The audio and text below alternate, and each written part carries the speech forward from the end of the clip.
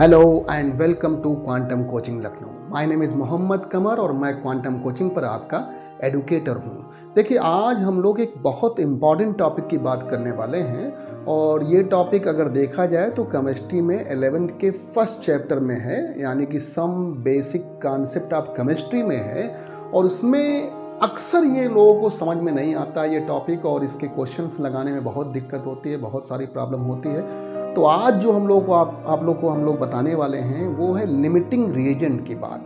तो एक तरह से देखा जाए ये पूरा जो आएगा calculation based on chemical equation में आएगा और उसी में हम लोग लिमिटिंग रिएजेंट भी पढ़ेंगे, साथ साथ हम लोग POAC रूल भी पढ़ेंगे, यानी कि कंजर्वेशन का रूल भी पढ़ेंगे। तो लिमिटिंग रिएजेंट को हम लोग बताएंगे, मेनली उसकी प्रॉब्लम्स को बताएंगे जिससे आप समझ सकें कैसे लिमिटिंग रिएजेंट के क्वेश्चंस निकाले जाते हैं, कैसे जो कैलकुलेशन होते हैं केमिकल इक्वेशन बेस्ड पे उनको कैसे निकाला जाता है। तो चलिए इसकी बात हम लोग करते हैं और ये शुरुआत करते हैं और एक ही लेक्चर में पूरा हम लोग कंप्लीट कर देंगे। चलिए स्टार्ट करते हैं। तो यहाँ पर देखिए पढ़ेंगे calculation based on chemical equation की बात करेंगे और देखिएगा सबसे पहले हम लोग बात करते हैं लिमिटिंग रिएजेंट की। तो कहेंगे those reactant molecule which are present in less amount are completely consume during the reaction known as limiting reagent. कहेंगे those reactant molecule which are present in less amount, those reactant molecule which are present in less amount are completely consumed during the reaction known as limiting reagent। तो सबसे पहले देखिए हम लोग यहाँ पर क्या करेंगे, कुछ इक्वेशन बेस्ड हम लोग प्रॉब्लम को देखेंगे, यानी कुछ calculation based on chemical equation, कुछ केमिकल इक्वेशन दिए होंगे उस पर बेस्ड हम लोग प्रॉब्लम को देखेंगे। उसमें सबसे पहले हम लोग लिमिटिंग रिएजेंट को पढ़ते हैं। लिमिटिंग रिएजेंट है those reactant molecule which are present in less amount are completely consume during the reaction known as limiting reagent. समझिएगा, ऐसे रिएक्टेंट मॉलिक्यूल जो सबसे कम अमाउंट में प्रेजेंट हो रिएक्शन में या बताइएगा रिएक्शन में पूरी तरह से यूज़ हो जाएं उनको कहते हैं लिमिटिंग रिएजेंट। और सीधी सी बात है, अगर रिएक्शन में जो पहले ख़त्म होगा वही डिसाइड करेगा प्रोडक्ट के फॉर्मेशन का बनना। जैसे देखिएगा, अगर नॉर्मल एक हम लोग प्रोसेस की बात करें, एक नॉर्मली कहीं रिएक्शन की बात करें, अगर अमोनिया बताइए हम लोग बना रहे हैं, मान लीजिए नाइट्रोजन और हाइड्रोजन से हम लोग अमोनिया बना रहे हैं। अगर पहले हाइड्रोजन बताइएगा कंज्यूम हो जाता है तो हाइड्रोजन लिमिटिंग रिएजेंट हो जाता है। अगर पहले नाइट्रोजन कंज्यूम हो जाएगा तो नाइट्रोजन लिमिटिंग रिएजेंट हो जाएगा। जो यानी नाइट्रोजन और हाइड्रोजन में से जो पहले कंज्यूम हो जाएगा, पूरी तरह से कंज्यूम हो जाएगा, वही रिएक्शन प्रोडक्ट के बनने को डिसाइड करेगा। इसका मतलब वही लिमिटिंग रिएजेंट होगा। तो हैबर प्रोसेस की बात जैसे हम लोगों ने किया कि N2 + 3H2 गिव्स 2 अमोनिया।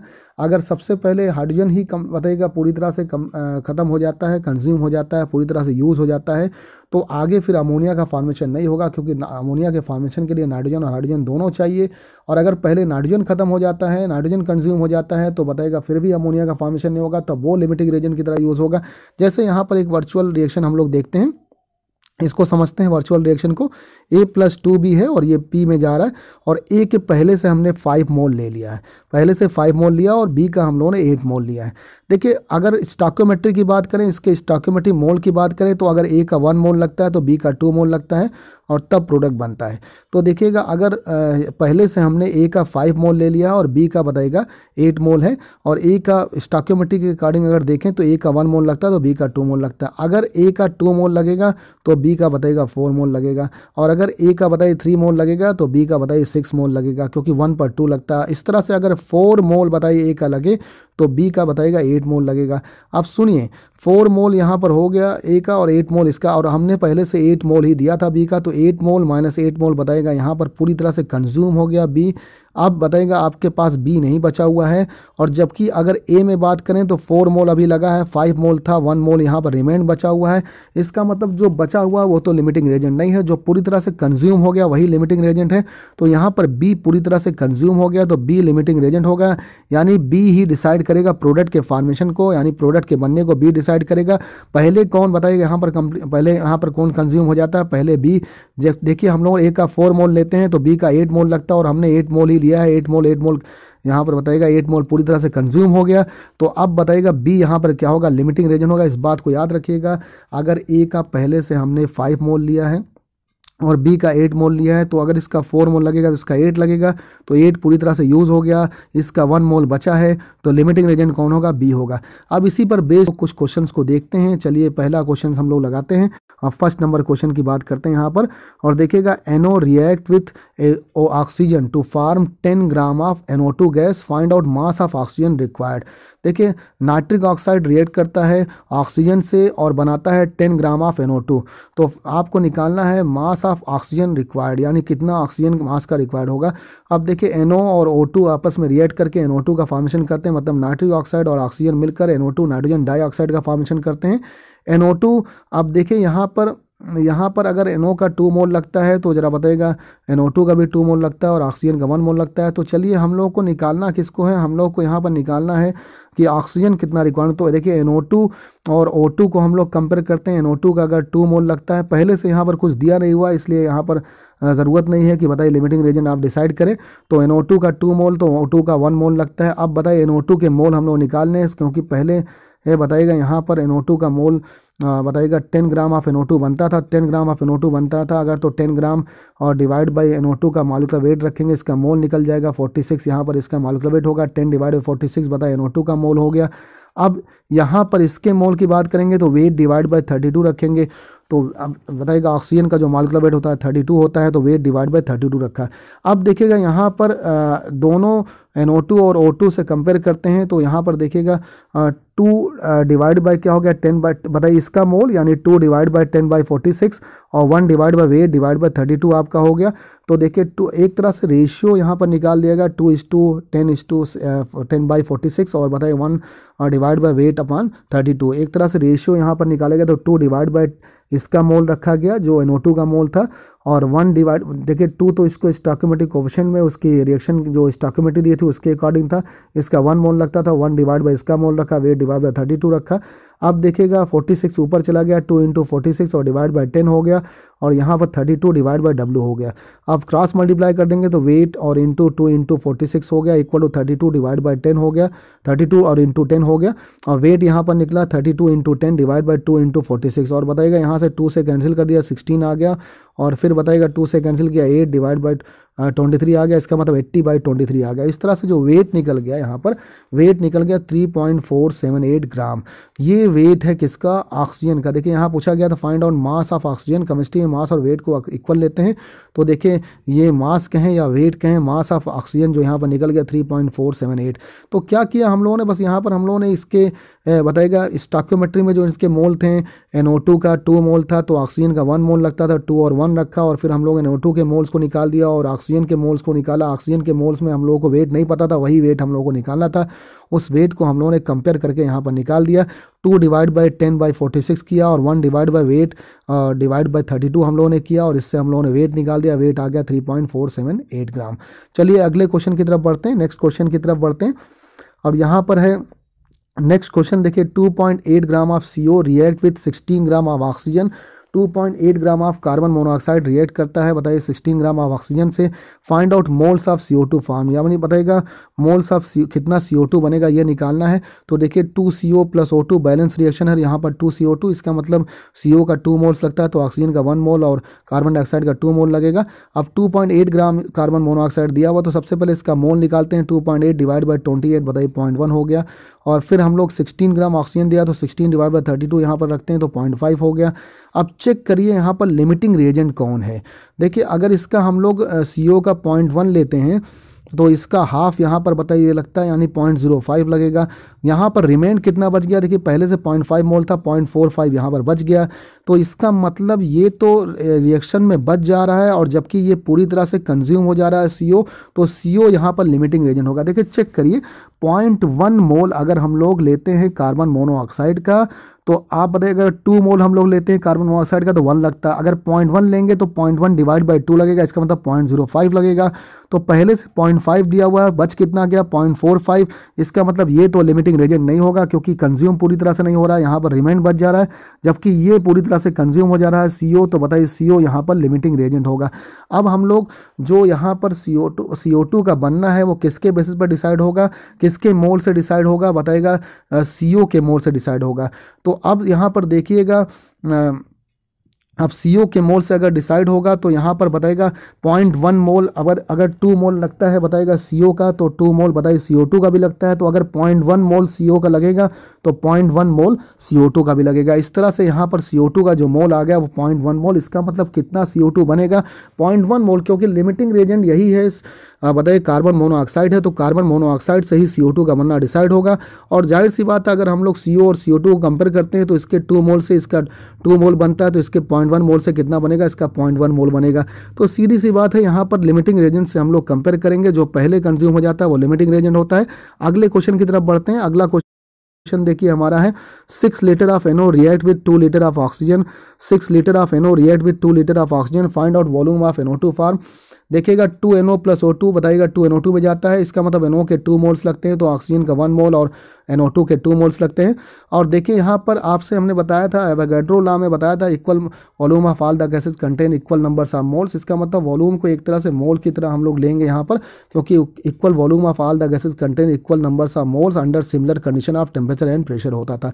तो देखिए अगर यहाँ पर इसका 6 लीटर लिया गया NO का और ऑक्सीजन का 2 लीटर लिया गया है, अगर हम लोग 2 लीटर बताइएगा 2 लीटर NO लेते हैं तो 1 लीटर बताइए ऑक्सीजन बनता है। अगर हम लोग 4 लीटर लेंगे तो 2 लीटर बन जाएगा, तो 2 ही लीटर खाली ऑक्सीजन का दिया है, ऑक्सीजन पूरी तरह से यहाँ पर कंज्यूम हो गया। अब इसका रिमेंड कितना बचा 2 लीटर, इसका मतलब NO तो रिमेंड बच रहा है, तो वो लिमिटिंग रेजेंट होगा नहीं। पूरी तरह से कौन कंज्यूम हो जा रहा है, ऑक्सीजन। ऑक्सीजन पूरी तरह से कंप्लीट यहाँ पर कंज्यूम हो जा रहा है, तो लिमिटिंग रेजेंट कौन है, ऑक्सीजन। तो ऑक्सीजन से NO2 को कंपेयर करेंगे, तो ऑक्सीजन से NO2 को कंपेयर करते हैं, ऑक्सीजन का 1 मोल लगता है स्टोइकियोमेट्री में, तो बताएगा NO2 का 2 मोल लगता है। इसी तरह से ऑक्सीजन का अगर 1 लीटर की बात करें, अगर वहाँ यहाँ पर मोल को लीटर से कंपेयर कर दे रहे हैं, क्योंकि equal volume of gases equal volume of all the gases contain equal numbers of moles, तो 1 लीटर लगता है तो इसका 2 लीटर लगता है, और इसका 2 लीटर लगेगा तो इसका x मान लिया, तो 1 डिवाइड बाई 2 जैसे पीछे हम लोगों ने किया था, और यहाँ 2 डिवाइड बाई x करेंगे, तो बताइए क्रॉस मल्टीप्लाई कर दिया, x इक्वल टू 4 लीटर के हो गया। x कितना आ गया 4 लीटर। तो याद रखिएगा लिमिटिंग रेजेंट ही डिसाइड करेगा कि प्रोडक्ट का फॉर्मेशन कितना होगा। अब देखिए पहले से 6 लीटर NO का दिया हुआ था और 2 लीटर ऑक्सीजन का दिया हुआ था। अगर हम लोग बताइए 2 लीटर NO का लेते हैं तो 1 लीटर लगता है, 4 लेंगे तो इसका 2 लीटर बताइए 2 दिया होता है, 2 पूरी तरह से कंज्यूम हो गया, मतलब लिमिटिंग रेजेंट कौन हो गया, ऑक्सीजन हो गया।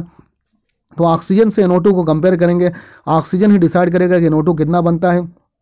और देखिए अगर इसकी बैलेंस रिएक्शन में देखें तो 1 मोल अगर ऑक्सीजन लगता है तो 2 मोल NO2 बनता है, तो यहाँ पर 1 लीटर से 2 लीटर बनेगा, तो 2 लीटर से कितना बनेगा 4 लीटर बन जाएगा। इसका मतलब x कितना आ गया 4 लीटर के आ गया। इस तरह से देखिए हम लोगों ने लिमिटिंग रेजेंट से कुछ प्रॉब्लम देखी, और ये देखिए एक प्रॉब्लम यहाँ पर ये देखा, इसके बाद लिमिटिंग रेजेंट से ये प्रॉब्लम हम लोगों ने देखा। बाकी ये हम लोगों ने कैलकुलेशन बताएगा बेस्ड ऑन केमिकल इक्वेशन पर ये क्वेश्चन किया, यहाँ पर लिमिटिंग रेजेंट का उतना काम नहीं था। और देखिए लिमिटिंग रेजेंट बहुत इंपॉर्टेंट टॉपिक है। तो देखिए 4 litre of nitrogen react with 9 litre of hydrogen, calculate volume of ammonia form.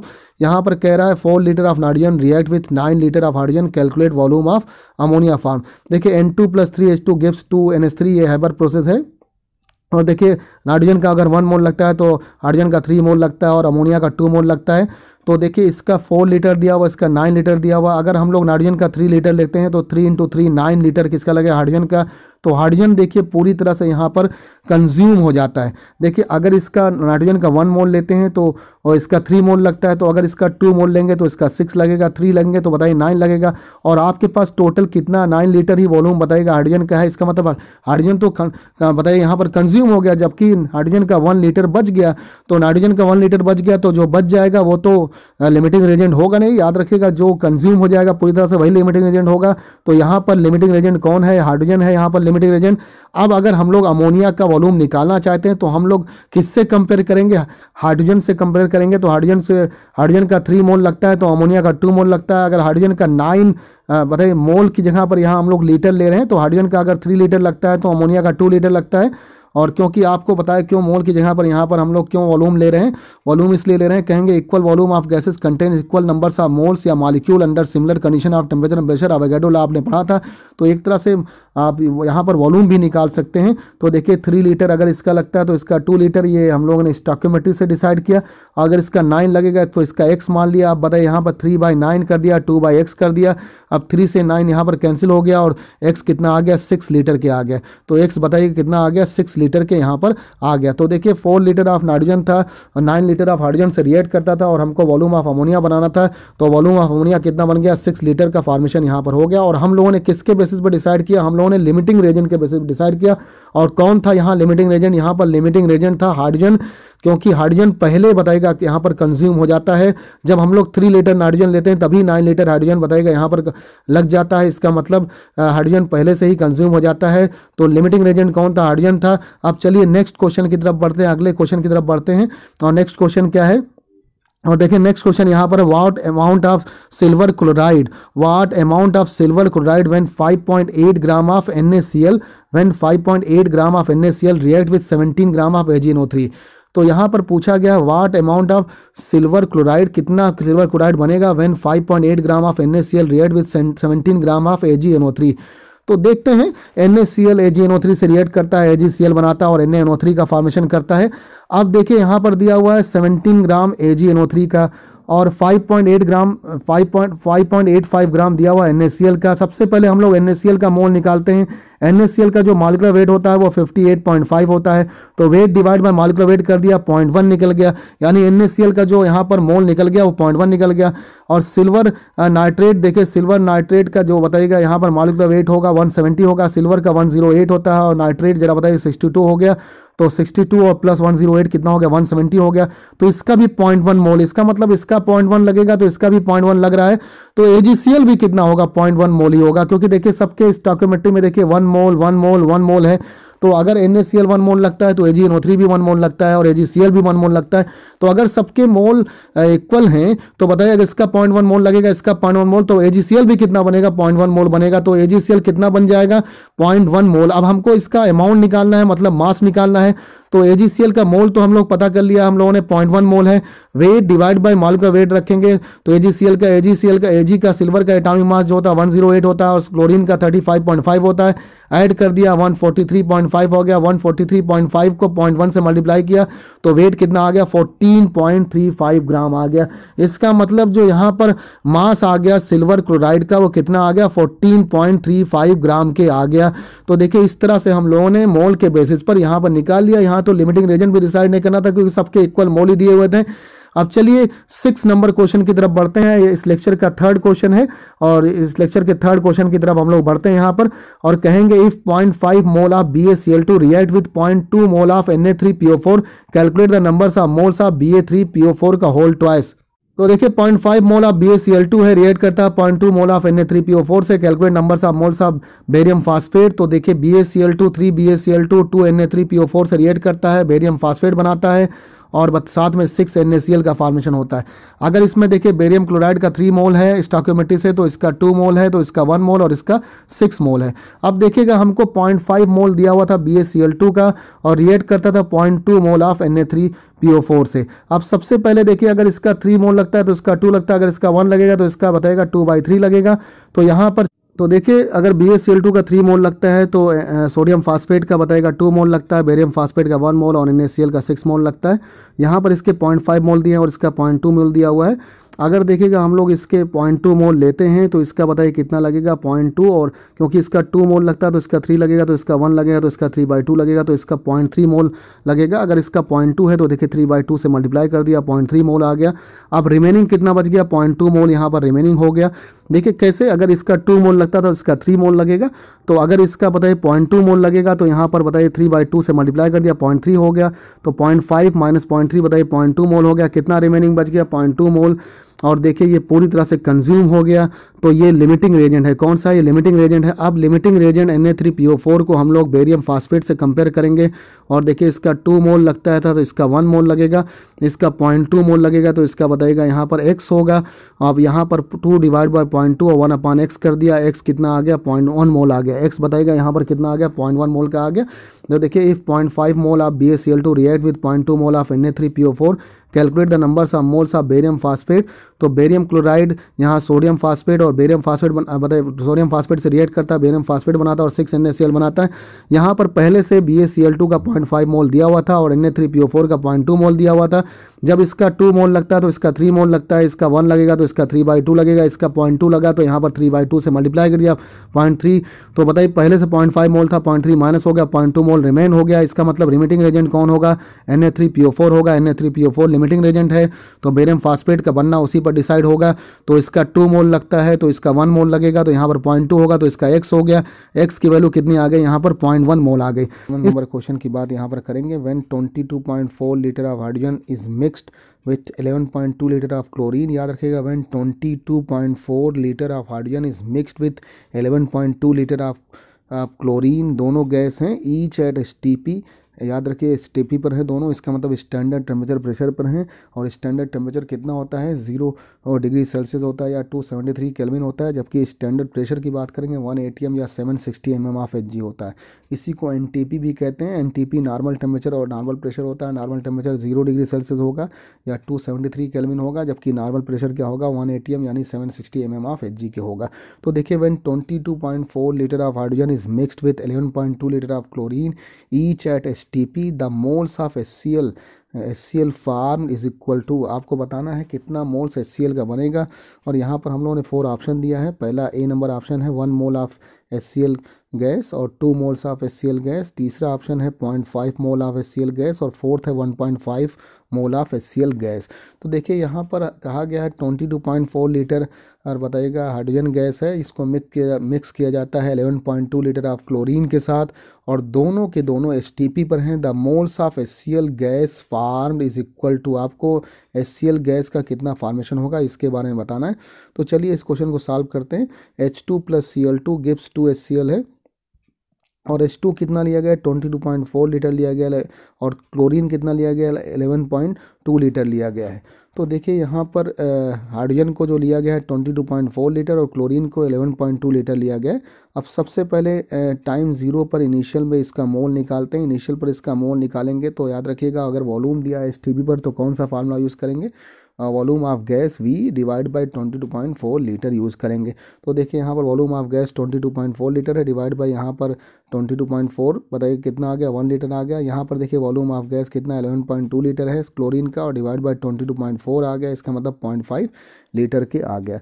तो देखिएगा यहाँ पर जो हाइड्रोजन आ गया 1 लीटर के आ गया और क्लोरीन कितना आ गया? 0.5 लीटर के आ गया। अब देखिएगा एट टाइम T पर अगर देखें यहाँ पर 0.5 लीटर इसका लगता है तो देखिए इसका भी 1 मोल लगता है तो इसका भी 1 मोल लगता है और इसका अगर 0.5 मोल लगेगा तो इसका कितना लगेगा? देखिए पहले से 1 मोल दिया हुआ है 1 माइनस 0.5, इसका मतलब कितना? 0.5 मोल इसका बताइएगा बच जाएगा। कितना बच जाएगा भाई? 0.5 मोल इसका बच जाएगा। तो देखिएगा अब हम लोग को एक बात तो क्लियर हो गई है यहाँ पर कि ये यहाँ पर लिमिटिंग रेजेंट नहीं होगा, यहाँ पर क्लोरीन होगा लिमिटिंग रेजेंट, क्योंकि क्लोरीन पूरी तरह से कंज्यूम हो जाता है। तो क्लोरीन यहाँ पर लिमिटिंग रेजेंट होगा क्योंकि क्लोरीन का 0.5 बताइएगा 0.5 मोल दिया था, 0.5 मोल पूरा लग जाता है, जबकि हाइड्रोजन का बताइएगा 0.5 मोल बच जाता है।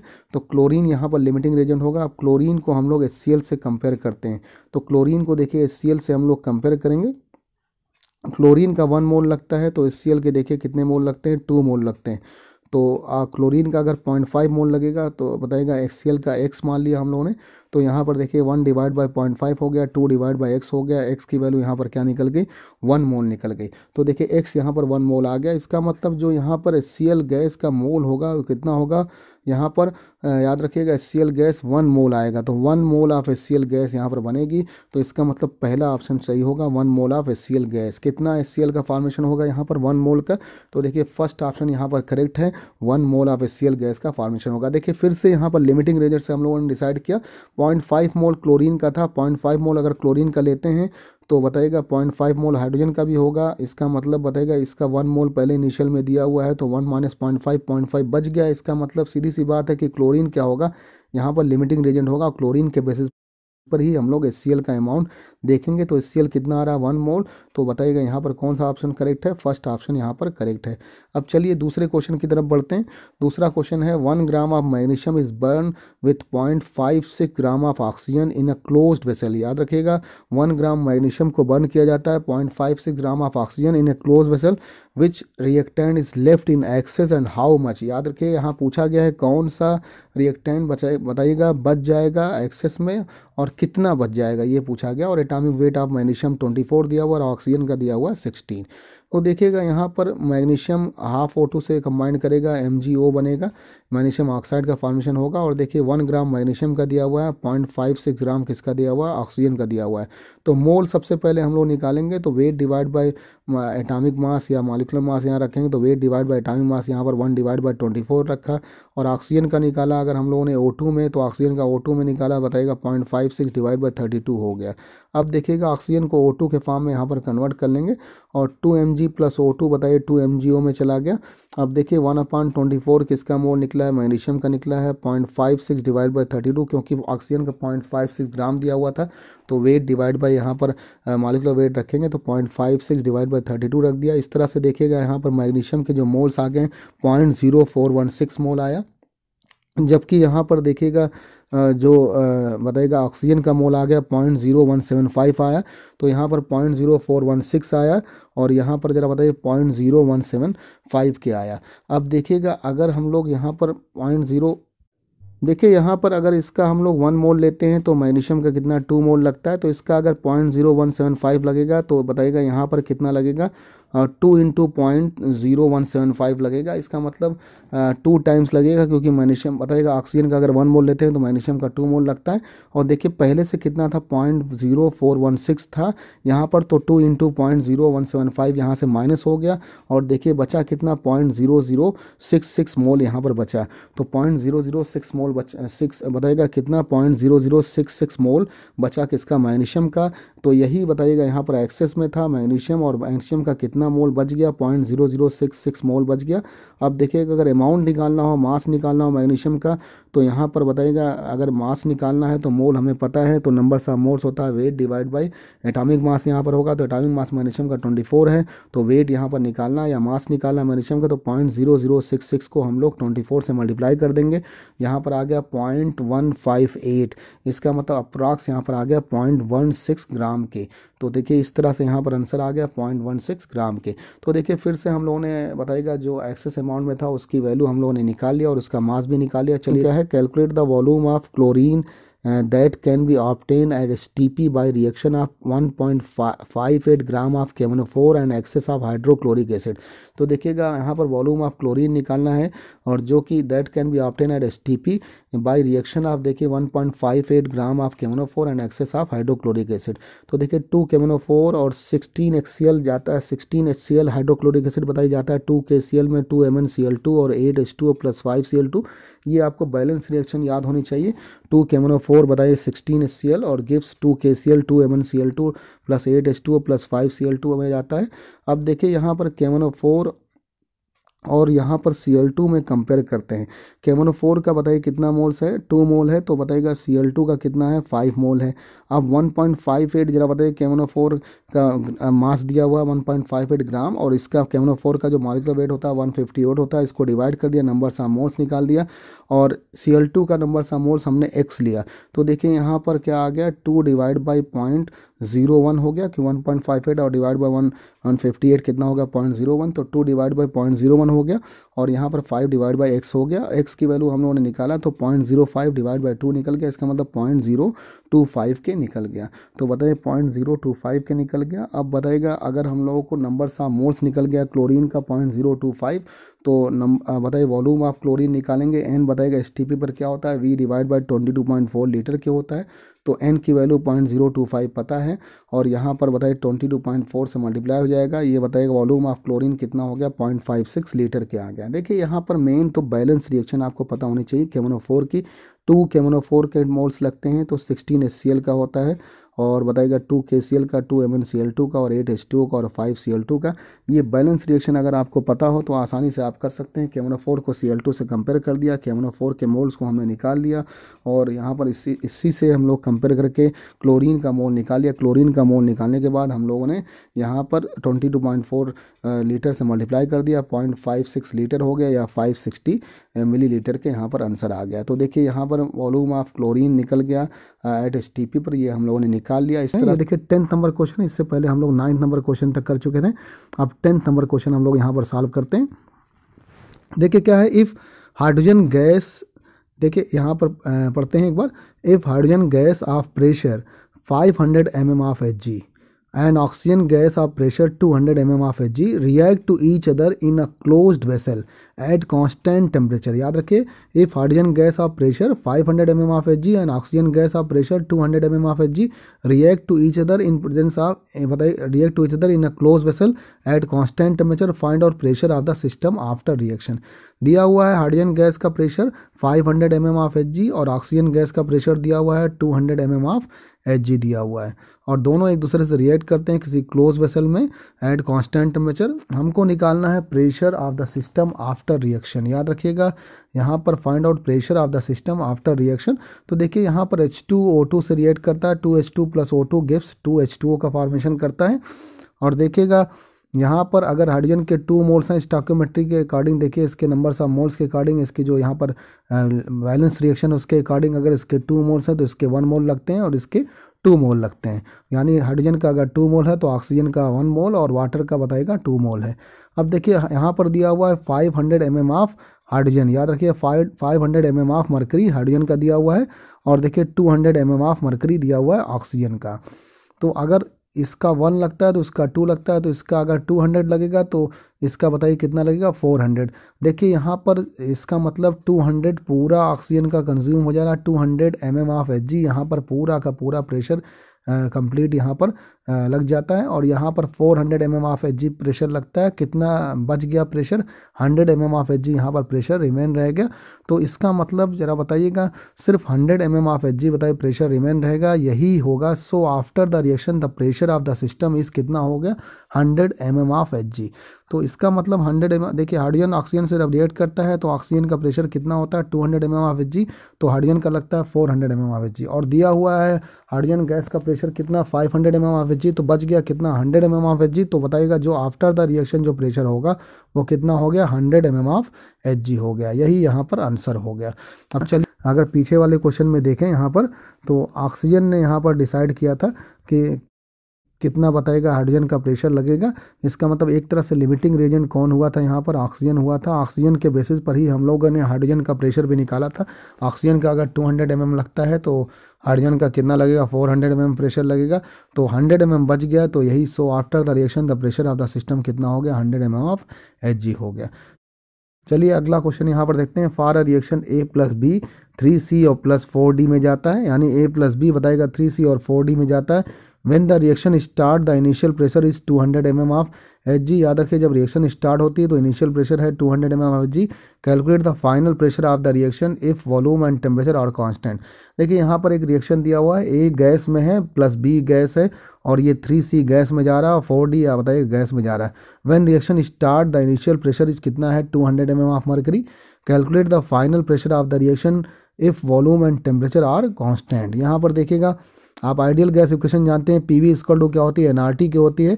तो देखिए यहाँ पर हम लोग P1V / P2V रखेंगे, और यहाँ पर N1RT / N2RT रखेंगे। V से V यहाँ कैंसिल हो गया, RT से RT भी कैंसिल हो जाएगा। और देखिए इनिशियल प्रेशर कितना है 200 mm ऑफ मरकरी है। Initial pressure 200 mm of mercury है।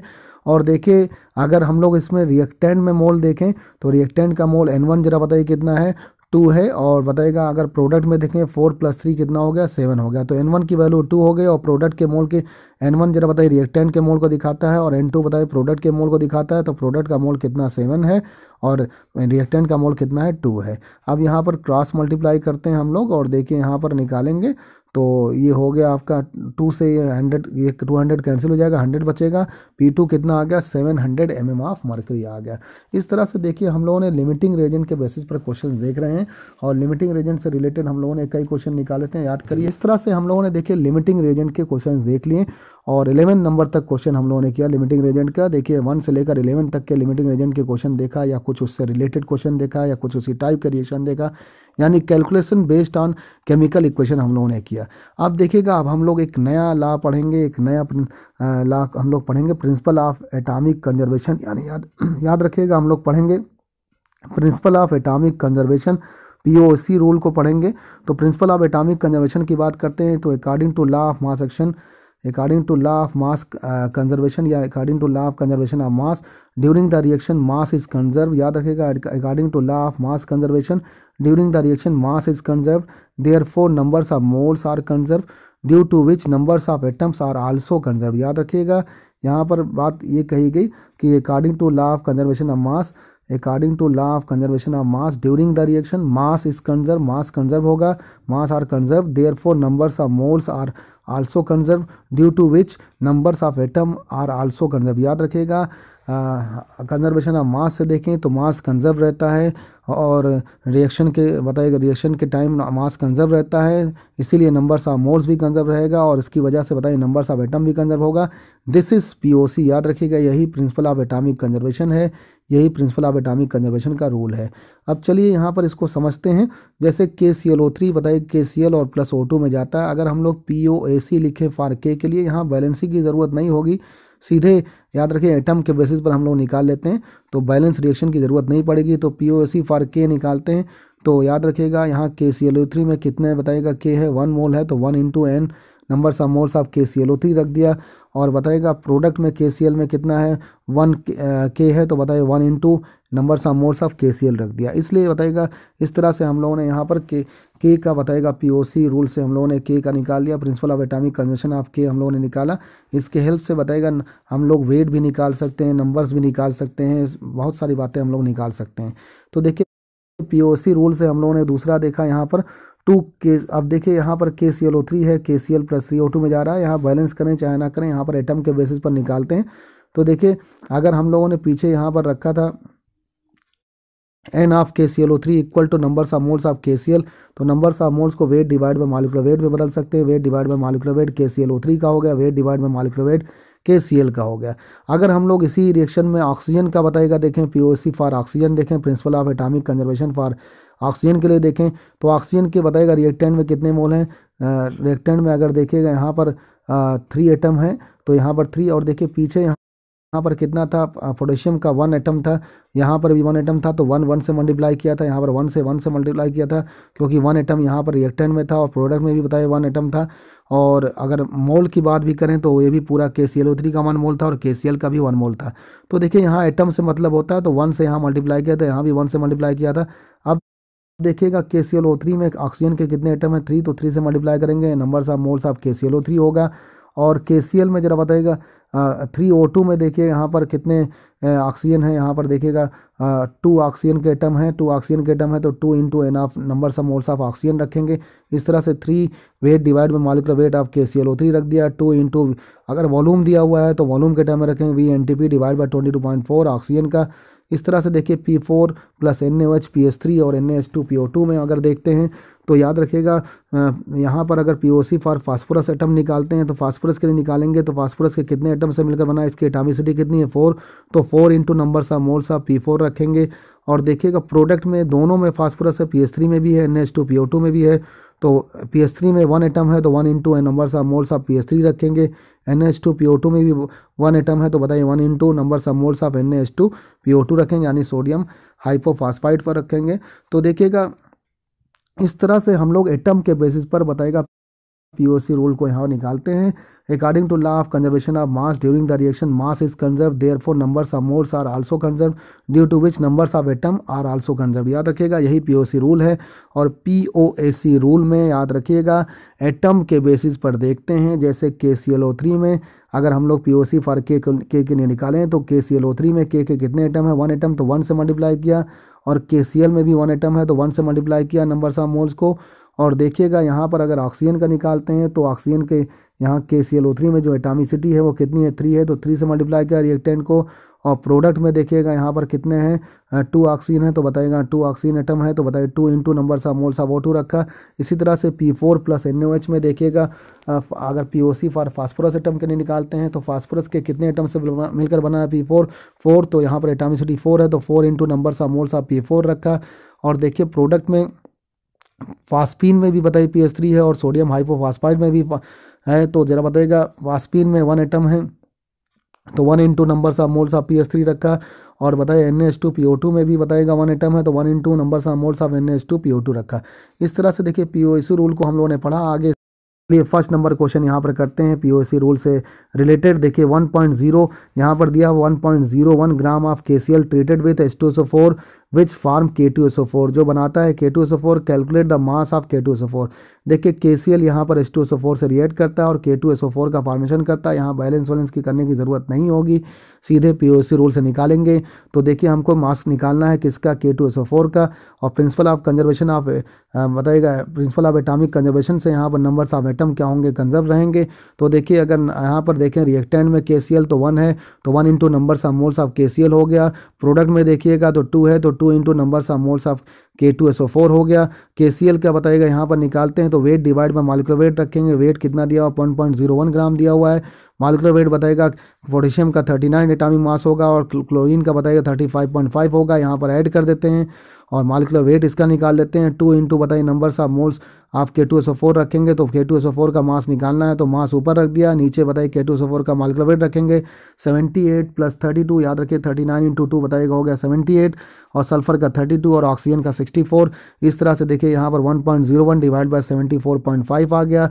2 इंटू वेट डिवाइड बाई 174 हो गया। W जो निकल गया 174 इंटू 1.01 डिवाइड बाई 74.5 इंटू 2 हो गया। इस तरह से जब सॉल्व करेंगे यहाँ पर तो 1.7 के करीब यहाँ पर आंसर 1.17 के करीब आंसर आ जाएगा, या पूरा एग्जैक्ट निकालें तो 1.179 ग्राम यहाँ पर आंसर आ गया। देखिए यहाँ पर सीधे सीधे हम लोगों ने कोई बैलेंस वैलेंस नहीं किया, नंबर्स ऑफ एटम को देखा, कितना एटम है रिएक्टेंट में बताइए पोटेशियम का कितना एटम था, 1 एटम था, 1 से मल्टीप्लाई किया। प्रोडक्ट में बताइए कितना एटम था, 2 था, 2 से मल्टीप्लाई कर दिया, और numbers of moles of KCl equal two numbers of moles of K2SO4 के कर दिया, 2 into numbers of moles of K2SO4 के। इस तरह से वेट यहाँ पर निकाल दिया 1.179 ग्राम के।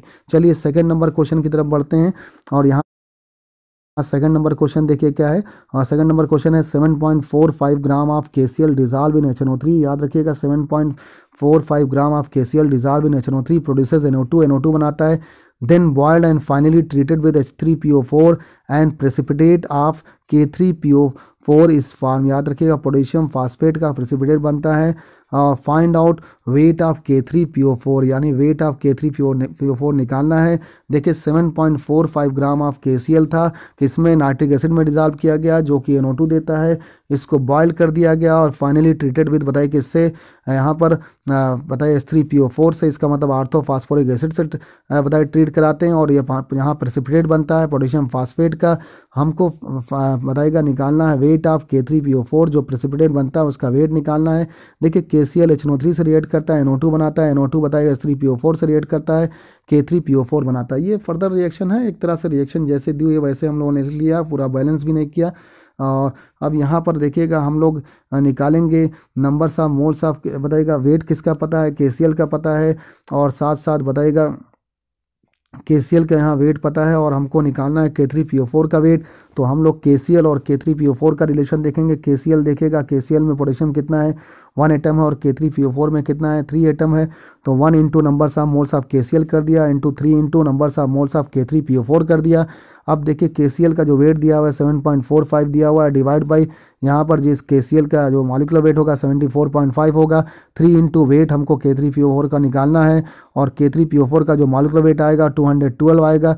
वेट बताएगा इक्वल टू होगा 212 और इंटू बताइए 0.1, क्योंकि यहाँ से कैंसिल होकर 0.1 आएगा, डिवाइड बाई 3, ये आ गया 7.06 ग्राम के। कितना आ गया, 7.06 ग्राम के। इस तरह से देखिए हम लोगों ने कोई रिएक्शन यहाँ पर पूरी तरह से रिएक्शन भी नहीं बनाई, सिर्फ हम लोगों ने KCl और K3PO4 का देखा। जो इन्फॉर्मेशन हमारे पास दी हुई थी KCl की और K3PO4 की, देखिए KCl का 1 एटम था तो 1 से मल्टीप्लाई कर दिया, K3PO4 में पोटेशियम का बताएगा 3 एटम था तो यहाँ पर 3 से मल्टीप्लाई कर दिया। इस तरह से यहाँ वेट निकाल दिया 7.06 ग्राम के। चलिए नेक्स्ट क्वेश्चन की तरफ बढ़ते हैं, और थर्ड नंबर क्वेश्चन है, और ये देखिए हम लोग प्रिंसिपल ऑफ एटॉमिक कंजर्वेशन पढ़ रहे हैं, प्रिंसिपल ऑफ एटॉमिक कंजर्वेशन की बात कर रहे हैं। इसका क्वेश्चन है, कहेंगे 10 gram mixture of methane and C3H4। याद रखिएगा मेथेन है और यहाँ पर C3H4 है, इसका मतलब याद रखिएगा मेथेन और C3H4 का केस है, और इस कंबस्टेड, याद रखिएगा इस कंबशन कराया जाता है in excess of air and after reaction 4.2 into 10 power 23 molecule of CO2 is produce, calculate percentage of propyne. याद रखिएगा यहाँ पर देखिए 10 ग्राम मिक्सचर है मीथेन का और प्रोपाइन का, और इसको कंबशन कराया जाता है इन एक्सेस ऑफ एयर में after reaction 4.2 into 10⁻23 molecule of CO2 बनता है, कैलकुलेट परसेंटेज ऑफ प्रोपाइन। तो देखिए प्रोपाइन का यहाँ पर परसेंटेज निकालना है। देखिए CH4 + C3H4 है, तो याद रखिएगा यहाँ CH4 + C3H4 है, तो देखिए CH4 और C3H4 है और 10 ग्राम है इसका मीथेन, और बताइएगा यहाँ पर प्रोपाइन का 10 ग्राम है टोटल। ऑक्सीजन से रिएक्ट करता है, CO2 बनाता है। अब देखिए यहाँ पर हमको निकालना है परसेंटेज ऑफ प्रोपाइन, तो सबसे पहले हम लोग क्या निकाल दें, वेट हम लोग किसका प्रोपाइन का निकाल दें, या वेट या मास निकाल दें सिंपली। तो देखिएगा सबसे पहले यहाँ पर बात करते हैं मीथेन में कार्बन का जो बताइएगा कितना है, यहाँ पर कार्बन का 1, तो N ऑफ मीथेन रखा, और C3H4 में कार्बन के एटम कितना है, देखिए मीथेन में कार्बन का एटम 1 था, 1 से मल्टीप्लाई किया। C3H4 में कार्बन का एटम कितना है, 3 है, तो 3 से मल्टीप्लाई करेंगे, 3 इंटू N3 बताइए numbers of moles of C3H4 हो गया, और इक्वल टू कार्बन डाइऑक्साइड में कितना है, 1 है, तो 1 into numbers of moles of CO2 हो गया। इस तरह से करेंगे। प्रिंसिपल ऑफ एटॉमिक कंजर्वेशन से यहाँ पर देखेगा, अगर मीथेन में देखें तो numbers of atom of carbon कितना है, 1, तो 1 से मल्टीप्लाई कर दिया। प्रोपाइन में देखें तो 3 है, तो 3 into numbers of moles of propyne कर दिया, और इक्वल टू किसके है, प्रोडक्ट में बताएगा numbers of moles of CO2 है, तो यहाँ पर सीधे 1 into numbers of moles of CO2 कर दिया। देखिए यहाँ पर जो 16 है इसका मॉलिक्यूलर मास है किसका, CH4 का मॉलिक्यूलर वेट है, और यहाँ अगर CH4 का हमने मास ले लिया x, तो देखिए CH4 का अगर मास हमने ले लिया x, तो बताइएगा यहाँ पर C3H4 का कितना हो जाएगा, 10 - x मास हो गया, तो 3 इंटू 10 - x डिवाइड बाई 40 किया, क्योंकि 40 इसका आया किसका मॉलिक्यूलर मास आया है C3H4 का। और देखिए 10 - x क्यों किया, क्योंकि हम लोगों ने मीथेन का मास ले लिया x, तो टोटल 10 है, तो 10 - x कर दिया। अब देखिए नंबर्स ऑफ मॉलिक्यूल कितना बनता है CO2 का, तो इसका भी नंबर्स ऑफ मोल्स रख दें, नंबर्स ऑफ मॉलिक्यूल के टर्म में रखा है, numbers of moles of CO2, तो बताइए n यानी नंबर्स ऑफ मॉलिक्यूल रखेंगे डिवाइड बाय एवोगाड्रो नंबर, तो 4.2 इंटू 10⁻23 डिवाइड बाय 6 इंटू 10⁻23 होगा। अब देखिए यहाँ पर एलसीएम ले लिया, 80 आ गया, यहाँ पर देखिए आ गया 5x, और यहाँ पर देखिएगा आएगा कितना बताएगा 2 इंटू 3 6 हो जाएगा, 6 को यहाँ पर 10 से मल्टीप्लाई कर दिया, 60 हो गया, -6x हो गया। देखिए यहाँ पर 6x और -6x 5x क्या हो जाएगा, -x के हो गया, और -x के हो गया, तो अब यहाँ पर 60 -x इक्वल टू हो गया 56, x इक्वल टू कितना हो गया यहाँ पर 4 के आ गया, तो x कितना आ गया देखिएगा 4 ग्राम के हो गया। देखिए यहाँ पर देखिएगा 80 इंटू 0.7 कितना हो गया, 56 के हो गया, 60 -x इक्वल टू 56 है, x उधर चला गया, 56 इधर आ गया, x आ गया कितना 4 ग्राम के। अब अगर x 4 ग्राम के है तो बताएगा मीथेन का अगर मास यहाँ पर 4 ग्राम है तो प्रोपाइन का कितना होगा 6 ग्राम। तो अगर 6 ग्राम यहाँ पर प्रोपाइन है और टोटल प्रोपाइन और मीथेन कितना है 10 ग्राम, तो परसेंटेज निकालना हो, परसेंटेज ऑफ प्रोपाइन निकालना हो, 6 डिवाइड बाय टोटल रख दिया, टोटल कितना ग्राम है 10, तो weight divide by total weight यहाँ पर रख दिया, weight of propyne divide by weight of propyne plus weight of किसका मीथेन का। तो बताइए 10 रखा और 6 डिवाइड बाय 10 इंटू 100 बताइए कितना परसेंट हो गया, 60% हो गया। इस तरह से देखिएगा यहाँ पर परसेंटेज ऑफ प्रोपाइन जो निकल गया 60%, बाकी जो बच गया वो 40% क्या है मीथेन है, और यहाँ पर 60% क्या है प्रोपाइन है। तो देखिए इस तरह से हम लोगों ने कुछ अच्छे क्वेश्चन लगाए, बताइए किससे related, principle of atomic conservation से रिलेटेड। इससे पहले हम लोगों ने लिमिटिंग रीजन के क्वेश्चन लगाए थे। देखिए अब इस तरह से हम लोगों ने देखिए ये जो टॉपिक था calculation based on chemical equation को पूरा कंप्लीट कर लिया, जिसमें हम लोगों ने लिमिटिंग रीजन से रिलेटेड बहुत सारे प्रॉब्लम को लगाया और साथ साथ POAC रूल से रिलेटेड प्रॉब्लम को भी लगाया। ये सारी केमिकल बेस्ड इक्वेशन थी, इनको हम लोगों ने कंप्लीट किया, लगाया। आगे कुछ नए टॉपिक के साथ हम लोग आएंगे, इसको जम कर पढ़िए, खूब मेहनत करिए, कहीं से भी लापरवाही ना हो। Thank you very much.